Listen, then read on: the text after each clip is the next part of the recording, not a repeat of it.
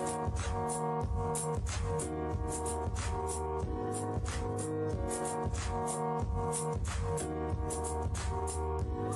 there, everybody. Welcome to Let's Talk Tech, the podcast all about talking about technology.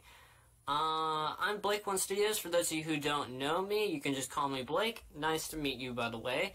Welcome to my brand new podcast all about technology and the latest news about technology. This is going to be a weekly sort of podcast where we just talk about technology and the latest stuff in technology, and I give my opinion on it, and, just fun stuff like that. So, welcome to the podcast.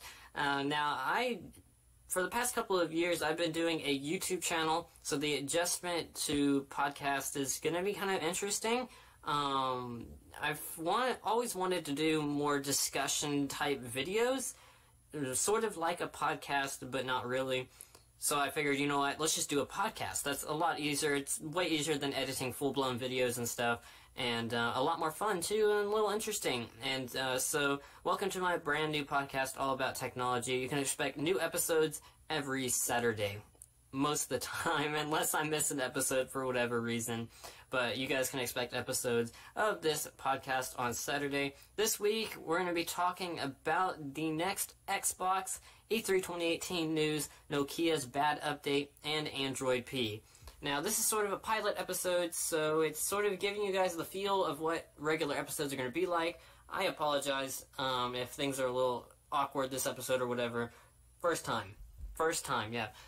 So this should be really fun, but let's go ahead and jump into the latest tech news from the last week. So this last week, I went ahead and continued my sort of long-going tradition of keeping a close eye on the Electronic Entertainment Expo, or as everyone just calls it, E3, this year, and, you know what? For those of you who haven't heard of E3, it's basically just this big gaming convention sort of thing. Show off some new consoles, things that are new to the gaming industry. Usually lots of new games, upcoming games are revealed there. It's a pretty exciting time most of the time. But this year, it was okay. It wasn't as great as previous years, and I'll go ahead and explain why in just a second. And mainly just because this year was mostly games and it wasn't anything super exciting. We had all the super console hype from last year and the year before that. And this year there hasn't really been any consoles to show off. And that was to be expected, considering there hasn't been very many advancements technology-wise to the video game console industry recently. But it was still pretty good. I went ahead and watched the Xbox briefing first by Microsoft. This year everything was showed off on a Sunday rather than the usual Monday morning time slot that Microsoft usually does, and that was definitely more convenient for me, and I really enjoyed that. But this year Microsoft threw at us 50 games and something like 17 exclusives, I believe, a bunch of world premieres. Real quick sidetrack. Why does Microsoft still use this terminology for their E3 briefing of Xbox, world premiere, or exclusive? I mean, honestly, the fact that this hasn't become a meme yet is just very surprising.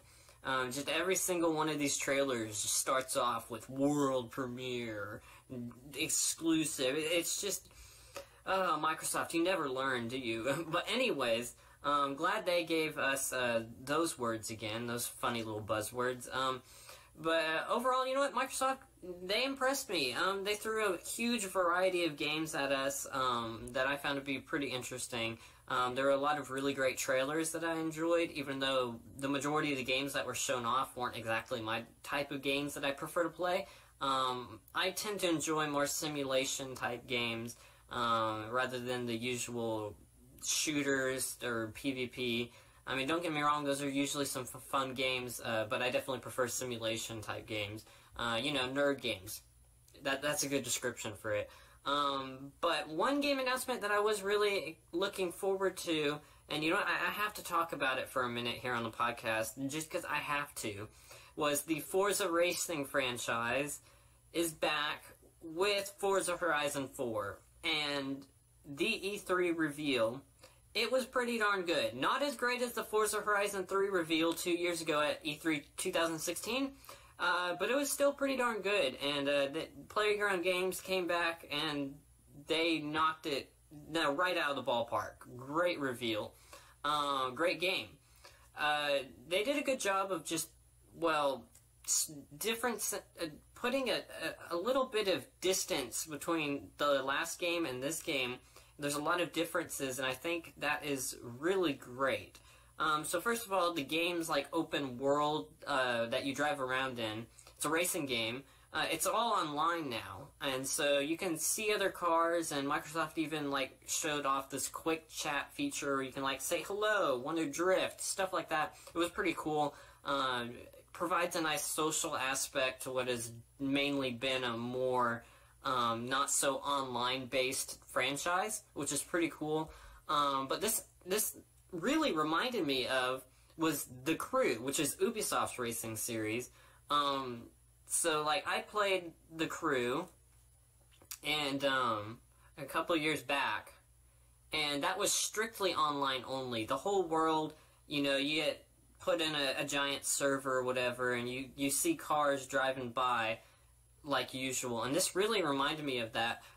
So Microsoft claims that the game will transfer you from server to server automatically as you drive around the world, depending on who you're near and where you are in the world. So supposedly the servers that you're connecting to can fit up to 64 players, I believe it was, and all this happens seamlessly in the background.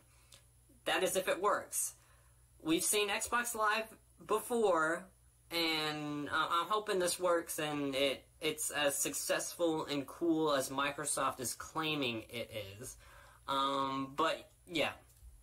There was also this cool like little seasons thing that they showed off, and the game basically changes every week. I think that's pretty cool. Very original ideas. But let's not talk about Forza for too much. I could spend just a very long time talking about Forza here.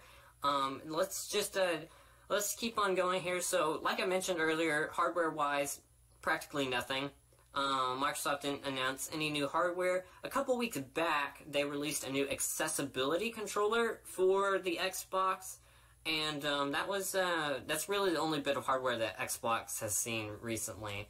But Microsoft did, however, tease 3 upcoming projects in their pipeline. I'm going to tell you those right now. You probably already know these if you watched or pay attention to the news at all. But first of all, they teased faster loading times for Xbox games. And this is powered by the oh-so-mysterious machine learning and artificial intelligence. Whatever. Basically, they're trying to make games load faster, depending on what you do in the games. Machine learning, whatever.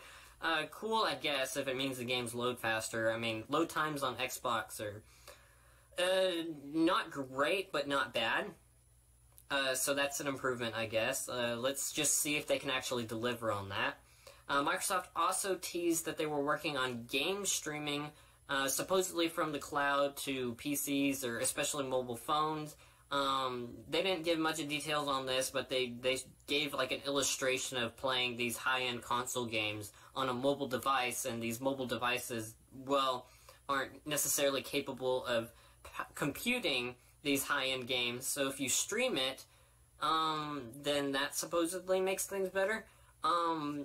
This is technology that has been discussed so many times by the video game industry over the past couple of years. I'm surprised that it's still getting thrown around. Just a few months ago, it was leaked or whatever that Google was also investing in this technology as well for Google Play games. I'm intrigued to see if this ever does actually make it to mass market. There's still a lot of issues that really need to be worked out, and I'm sure Microsoft and Google, and even Sony even, are looking at these issues and finding potential ways to solve them. So, yeah, we'll see how it goes. I definitely don't find myself to be someone who's going to use this, and I don't think very many people are going to be willing to pay extra for the convenience of this feature. Mainly just because it can be unstable at times. I mean, you're playing a game over the internet. That's just my 2 cents on that. But finally, Microsoft also teased that they're working on the next greatest, best Xbox. So let's talk about that for a little bit.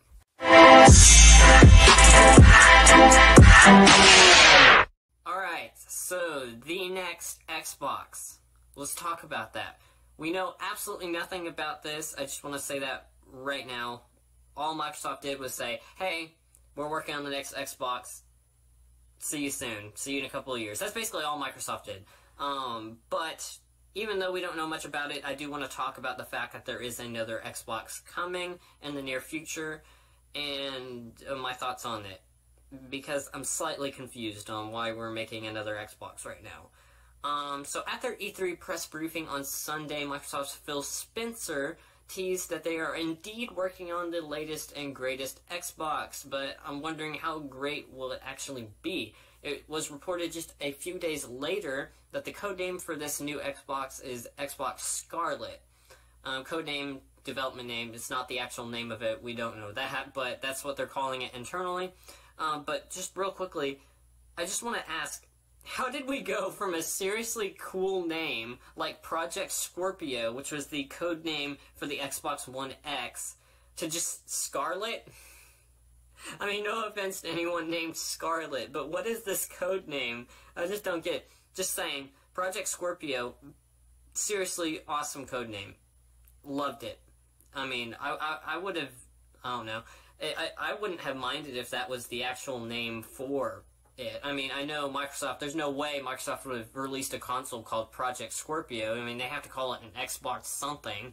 And the naming system right now makes sense, but Project Scorpio is still a really good name. But just a couple of questions here about the fact that there is a new console that I have. So I'm just a little confused on how Microsoft is planning on expanding their current lineup of consoles. So right now the naming system is sort of Xbox One and then like a letter to sort of symbolize something, I guess. And so for those of you who are familiar with the current Xbox ecosystem, this is kind of just a review. But right now there's currently the Xbox One.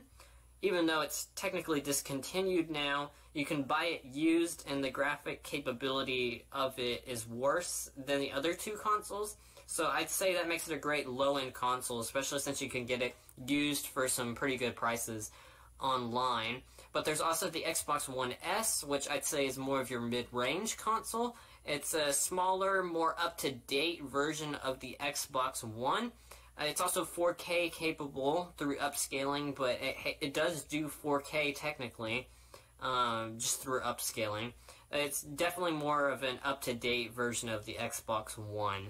And like I said, it's more of a mid-range console. And then there's also the high-end super console Xbox One X, which is somehow smaller than the other two consoles, but it's arguably the most powerful console out there. So you can sort of see here, Microsoft has a dream lineup right now. You've got a low-end console, a mid-range console, and a high-end console. And this covers all your different sort of price ranges of gamers. And you've got a really clever naming system with it too.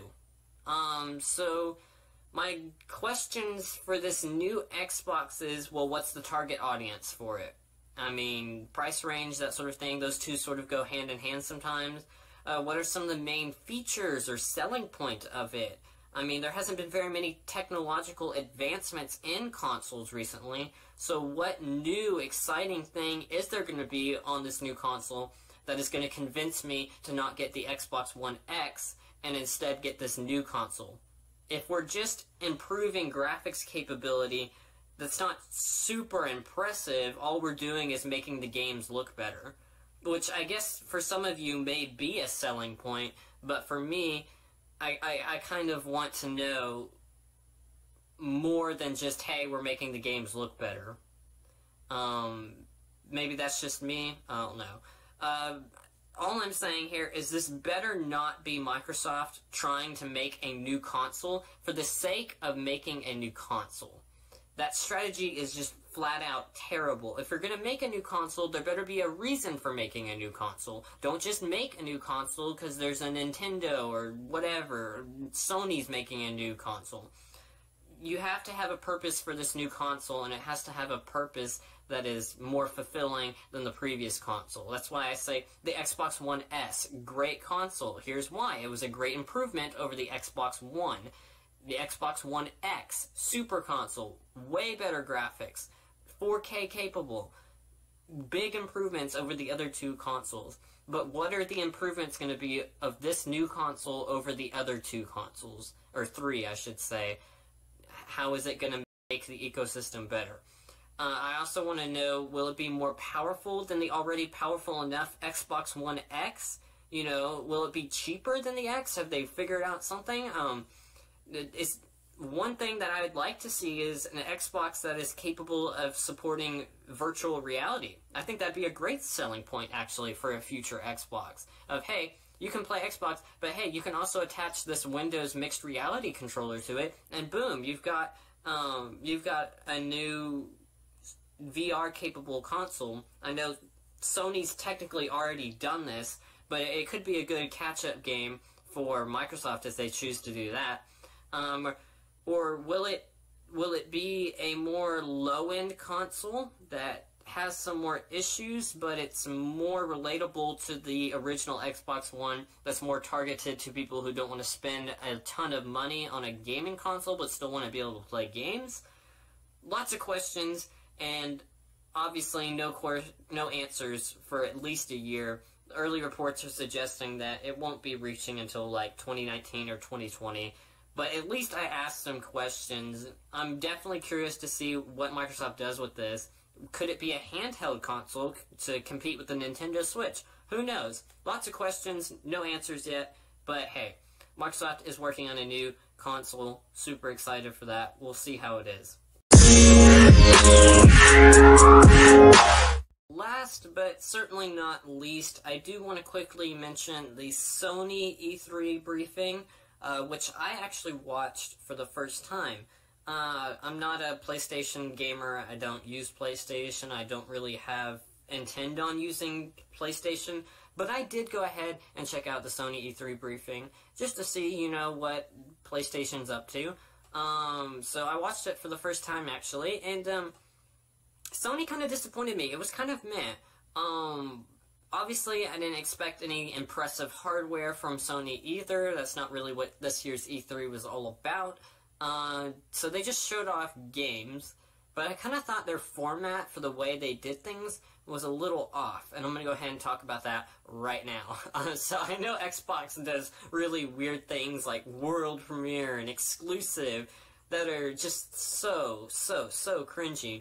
But the format for Sony's show, it was just very slow at first, and it just went on and on and on, and I don't know. So first of all, it took them 40 minutes to get through 2 games, and that was mainly because after the first game revealed, they ended up switching to an entirely different room.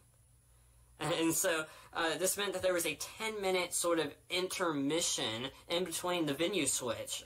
Really just a really odd format, but it actually confused a lot of people who were watching the event live, just like I was, to thinking that Sony was doing a different room for every game, which turned out not to be the case, but there was a lot of people talking about, oh my gosh, you know, Sony's doing a different room for every single game. Wasn't actually the case. I believe there was only like 2 different rooms, but still. Speaking of that intermission, though, it was really aggravating hearing commentary style from hosts, you know, at a table talking about PlayStation, and instead of seeing gameplay and hearing exciting news. I mean, Sony, just save your hosts' opinions and minor announcements until after the show. I mean, just, I don't know. I really didn't like the intermission. It was really boring, and it's one of the reasons why the first hour of the show was just really boring. But yeah, wasn't impressed.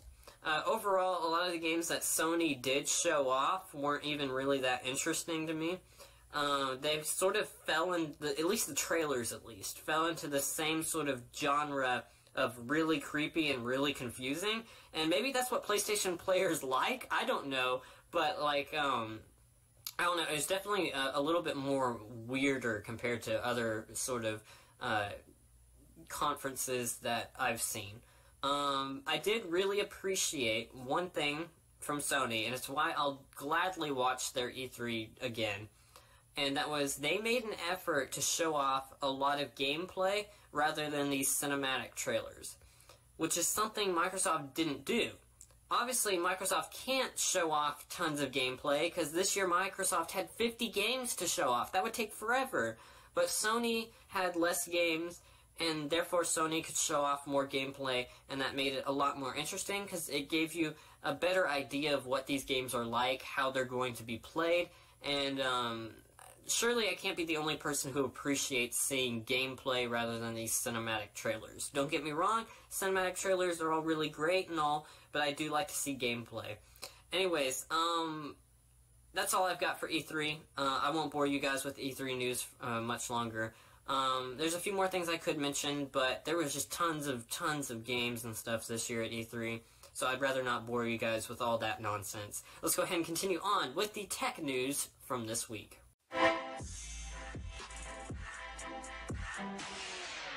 Alright, so now it is time to talk about Nokia's big mess up this week, because this past week Nokia just messed up big time.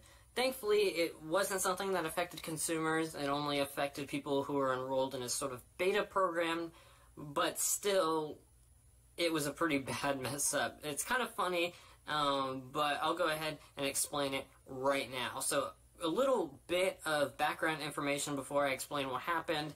For those who are not familiar with Android right now, basically Google releases monthly security updates to Android at the beginning of every month, and then it's up to the Android device manufacturers to implement those on their phones and then release those updates through over-the-air updates.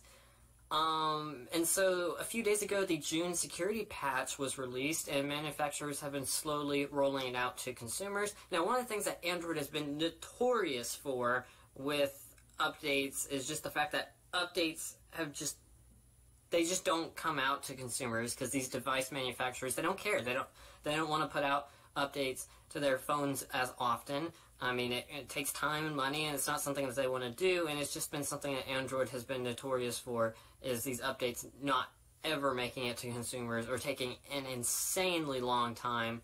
Take Samsung, for example. It took them several months just to get Android Oreo on their flagship phone, the Samsung Galaxy S8. I don't know. Updates have been just really bad on Android, but thankfully that has been improving. Google's made some improvements to Android to help make it easier for device manufacturers to update. And then not only that, but also there's a lot of newer device manufacturers who are using these updates as a key selling point. Take Nokia, for example. One of the reasons why I have a Nokia right here is because they provide consistent monthly updates, and they provide the major updates, and you know, it's a key selling point for them, and it's why I wanted to go with it, because I want to make sure I have the latest software, and I'm not, you know, waiting months and months and months like your typical Samsung user is. So, that's sort of the state of Android updates right now. But the other little bit of background information that you should know about this is that right now there's a new version of Android in development. It's in sort of a public beta state, and it's Android P, or Android 9, whatever you want to call it. But I'll be giving my 2 cents on that update a little bit later on. That's coming up next here on the podcast. But normally these little beta updates, or as Google calls them, developer previews, they've only been released on Google's phones and hardware, so it's Google that is maintaining these little beta updates and not these device manufacturers, because they don't want to have to deal with those, and it was just really hard for them. But this year, things were surprisingly different. 5 manufacturers, including Nokia, had this big announcement where they would supply the developer preview of Android P onto their devices for those who wanted to flash that onto their phones. So OnePlus added it to the OnePlus 6 for those who wanted it. Essential provided it for their Essential phone, and Nokia provided it for their Nokia 7 Plus. But on Wednesday, so basically what we've got is we've got our current version of Android, stable, Android Oreo, and then we've got this beta upcoming version of Android, Android P. And on Wednesday, Nokia 7 Plus users who are running this beta version of Android P received an over-the-air update that was about a gigabyte in size, and this boasted the new security patch. And as you would expect, people updated to this new update. Now here's the problem with that update. That update was designed for Android Oreo, not Android P. You've got two completely sort of different versions of Android. This thing that you're trying to update, the update is trying to update Android Oreo, not Android P. And that's just compatibility issues galore. This is basically just essentially destroying your device. You're updating with an update designed for a different version of the software. I'll just go ahead and read what people said after they updated. Huge post on the Nokia community forums about this, and a couple of news outlets did pick this up. But this is what some had to say. After the June security update, my phone reverted back to Oreo, which is the latest version and not the beta, and I am getting a pop-up that is saying that the Android phone is stopping, which I assume is not a good thing. No, that is not a good thing. Others were saying that it froze the phone. Others saying the phone wouldn't even start, and if you can't get the phone to start, that's a huge problem.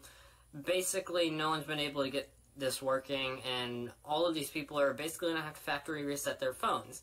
Now, that is the risk that you take when you put beta software on your phone. You're going to encounter issues. But the problem is that Nokia pushed out an Android Oreo security patch to Android P devices. That shouldn't have happened.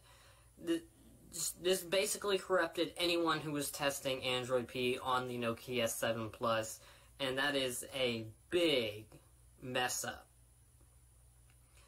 It's clearly inexperience with how these updates work, and yeah, the Android Oreo security patch corrupted the phones by reverting them back to Android Oreo instead of adding on to Android P, which is what the update should have done. It should have added on to Android P. Honestly, nice one, Nokia. Great job. Great job. I mean, really. Now, to be fair, like I mentioned earlier, never before have device manufacturers been involved in the developer preview process of Android. They've never been issued to non-Google devices, so these device manufacturers do not have experience in maintaining these updates. Issues like this do happen, and it's very unfortunate that this happened. Honestly, my only question is that how did Nokia not notice that the update that they were pushing out was going to corrupt these devices? Is there not any kind of internal testing? I mean, how do you not notice this? Nokia, as far as I know, hasn't issued any kind of statement other than they're looking into it. It's quite obvious that they pushed out the wrong update. That's unfortunate. But yeah, that's the big mess up with Nokia this week. And it's kind of an interesting story. Just going to show you the state that Android updates are in right now. It's just chaos. It's chaos all over the place. Okay, let's go ahead and talk about Android P, because why not? Android P is, of course, the latest version of Android coming out soon. Quarter 3 of 2018, I believe, so a couple months from now. We're very close to release of Android P. Public beta, all that already done with, practically. It's pretty much a finished operating system now. So, let's talk about different components of it, whether or not I like it. I just want to get my thoughts out on Android P real fast, so I don't have to do this later on in different topics. Let's just talk about Android P, because there's a lot of people who like some of it, but don't like other parts. There's some people who just hate it altogether, and there's a lot of people who just absolutely love every bit of it. So let's talk about Android P for a second. So, the new gestures.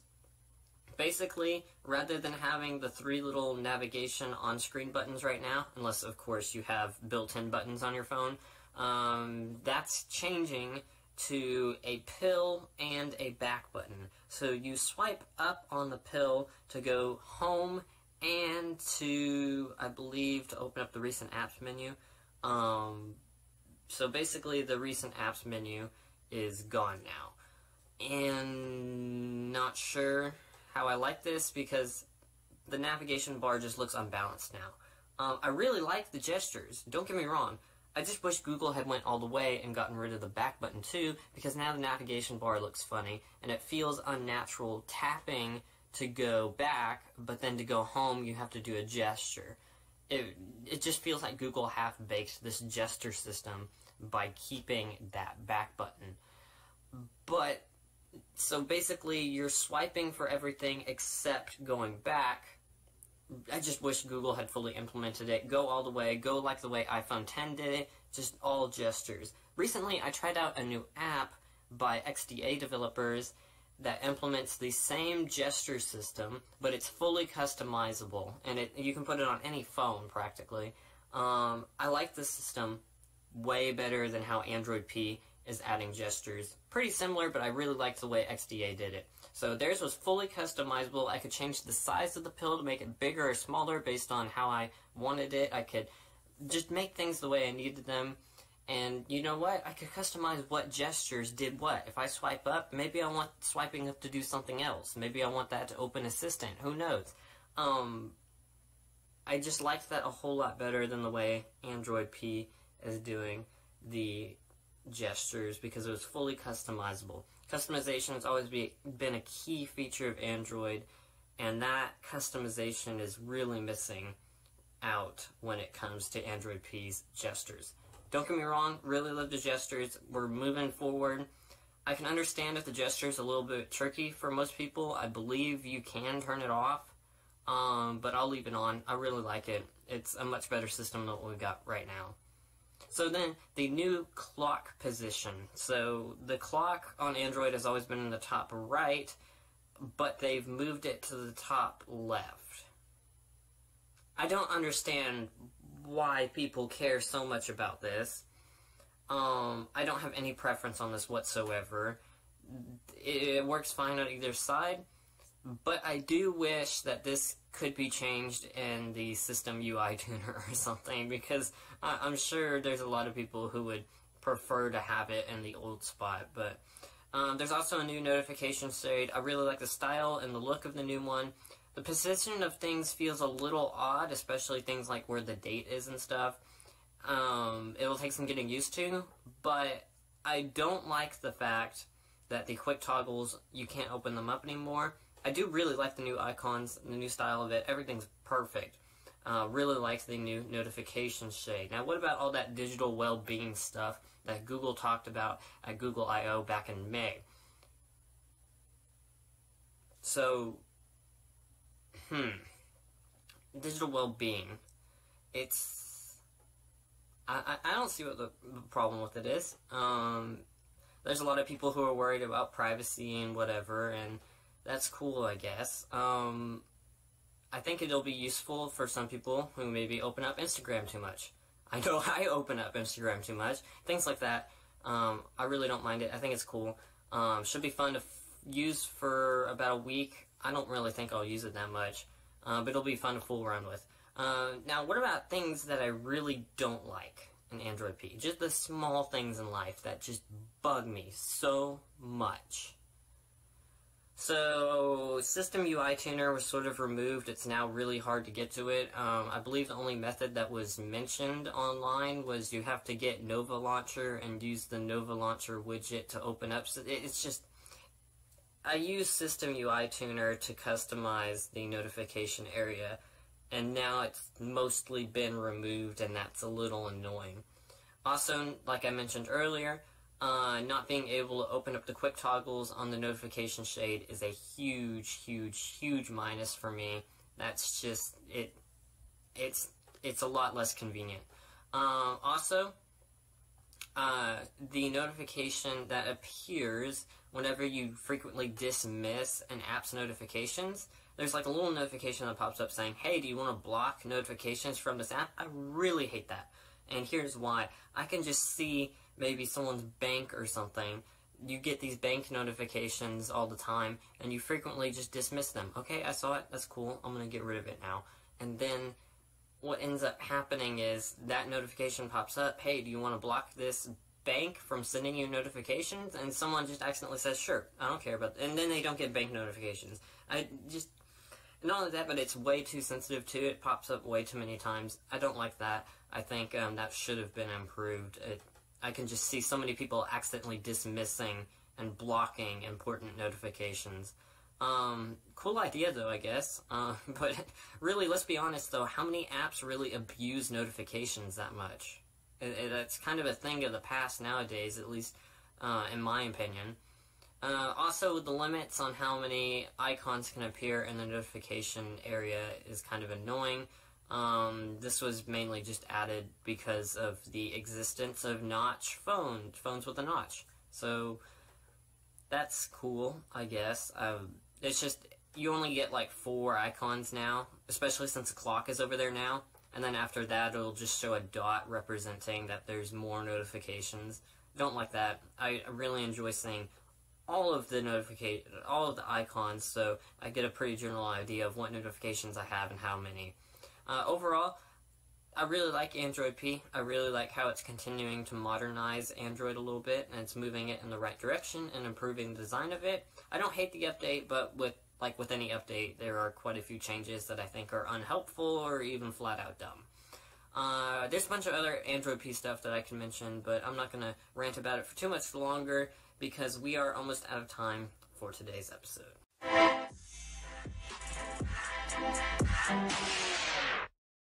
Ladies and gentlemen, that is going to do it for this episode of Let's Talk Tech. I hope you all enjoyed the pilot episode. Maybe you learned a thing or two. There was a ton of interesting topics today, and hopefully we'll have even more interesting topics next week. Join back in here next Saturday, another episode of Let's Talk Tech. And that is going to do it for today's podcast. But, real fast, if you want to listen to us good old podcast style, listen to us on Anchor, over at anchor.fm/Let's Talk Tech. And, of course, you can search for us in the Anchor app. But that's going to do it for Let's Talk Tech. Also, if you want to watch this in a video format, maybe you think that'd be a little bit better, we do have YouTube videos over on my YouTube channel, over at Blake One Studios. Just go to youtube.com/Blake One Studios and look for the Let's Talk Tech playlist. That's going to do it for Let's Talk Tech. Once again, hope you all enjoyed. Thank you so much for listening to the first episode. And that's going to do it. I will catch you all next week for Let's Talk Tech, the show all about talking about tech.